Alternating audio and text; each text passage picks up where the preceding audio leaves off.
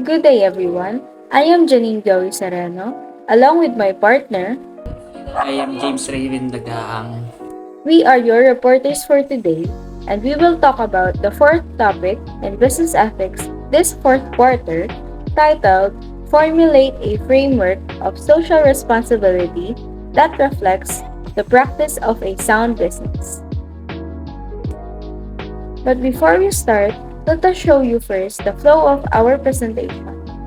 First is we will define the key terms in our presentation. Next will be the explanation of our whole topic. And lastly will be the conclusion. So now, the objectives will be explained by James Raven Dagang. Sa pagtatapos ng presentasyon na ito, inaasahan na kakaroon ng kaalaman ang mga mag-aaral sa mga sumusunod. Number 1, define what a sound business practice is. Number 2, identify some key concepts to consider in formulating a social responsibility framework that reflects sound business practices. Number 3, cite examples of social responsibility that reflects a sound business practices. Number 4, formulate a framework of social responsibility that affects the practice of sound businesses. So we have here two key terms in our presentation. First is the Corporate Social Responsibility, or CSR for short. It is purposely created by companies to contribute to the sustainable development that are economically, socially, and environmentally that is beneficial to stakeholders. It is the idea of that companies have a responsibility to the communities and environments in which they operate. This means that businesses should not only be concerned with making a profit, but also with how their actions impact others. For example, a company might choose to source their materials from suppliers who pay fair wages and treat their workers well, rather than choosing the cheapest option available. Or they might invest in programs that help to reduce their carbon footprint and protect their environment. Next is we have the sound business. A sound business is one that operates in a responsible, ethical, and sustainable manner. It is a business that prioritizes the well being of its employees, customers, and the environment. So, sound businesses are committed to social and environmental responsibility. They are built on a foundation of integrity, honesty, and transparency. So now, let us start with our topic, and we will begin with explaining the business organization, social responsibilities. Business organization has social responsibilities that are based on how binding the responsibilities, that is how much effort required from the organization to carry out its social responsibility. These responsibilities will serve as a guide in crafting companies' framework of social responsibilities that reflects a good sense of business. So, what are those responsibilities? Let's find out. First, we have the duty not to cause harm. Every business organization has a duty not to cause harm, even if an action may result to avoidable harm. It is not explicitly prohibited by law. If it will cause harm to property or person, and if it can be avoided by doing due care or proper planning, that both law and ethics will determine if the company will be liable or not for violating its responsibilities.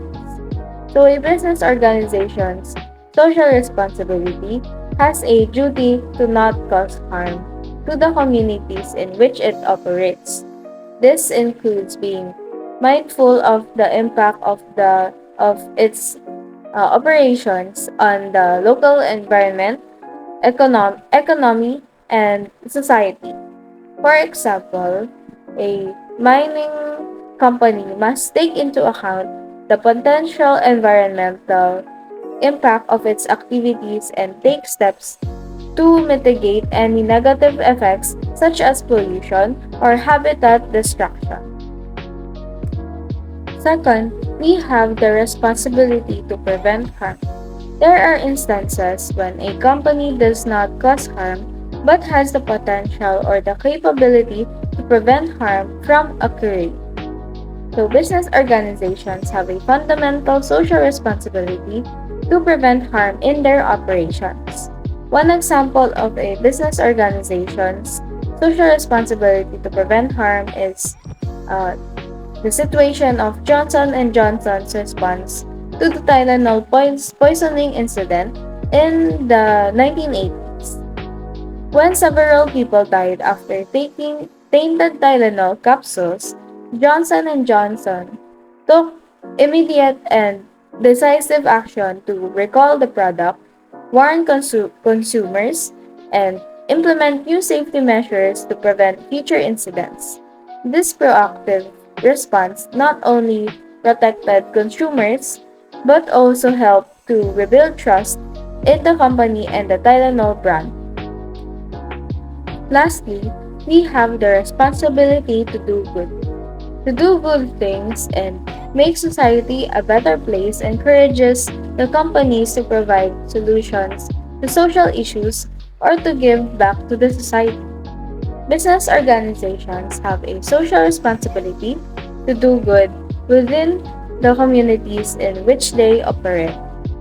One primary responsibility of a business organization, which I think to be is to be environmentally conscious and sustainable in their operations. For example, the Ben and Jerry's Ice Cream Company is known for their commitment to sustainability and have made significant efforts to reduce their environmental impact. So that's all for my part. The next topic will be explained by my partner, James Raven Nagaa. Bali, ito po yung CSR framework. Mag-uumpisa po tayo sa pinakamababa, which is yung economic responsibility. Sumunod yung legal responsibility. And next, yung ethical responsibility. Tsaka yung discretionary responsibility. Yung economic responsibility. This is the primary responsibility of the company that needs to consider since company's main goal is to help economic development, generate employment, and provide goods and services for public use and consumption. Bali dito sa economic responsibility, yung responsibilidad, yung pangunahing responsibilidad ng kumpanya natin is tulungan yung pag-unlad ng ekonomiya, magbigay ng trabaho, at mag-distribute ng mga kalakal at servisyo para sa publiko. Next naman is yung legal responsibilities. Every entity is reminded that all the operations should be within the bounds of law. They make sure that their entire corporate social responsibilities program follow the rules and regulations dictated by the law. So dito naman is yung lahat ng negosyo ay kailangan sundin yung mga utas sa lahat ng kanilang gawain. So dito, pati rin yung mga kanilang programa para sa lipunan. So dapat kailangan daw sundin yung utas. Tapos yung next naman is ethical responsibilities. Ethical responsibility includes a behavior that is necessarily dictated by the law and may not be the organization's direct economic interests.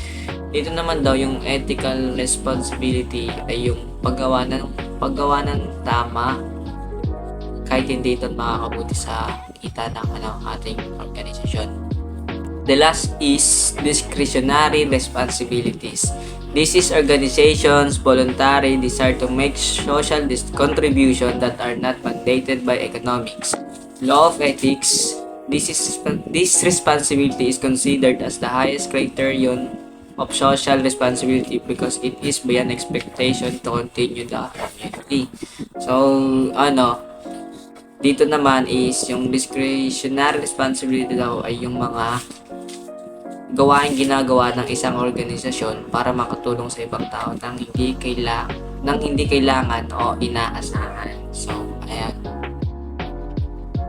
So, to summarize our realizations about this topic, developing a framework of social responsibility that reflects the practice of sound business is not only the right thing to do, but also the smart thing to do.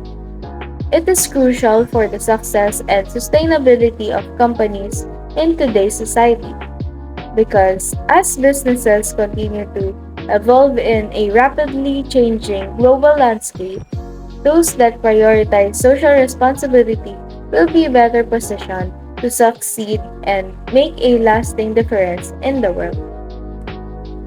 This is the end of our presentation, and I thank you, Ma'am Eva, for giving us an opportunity to explore about this topic. Thank you so much. Thank you very much for watching.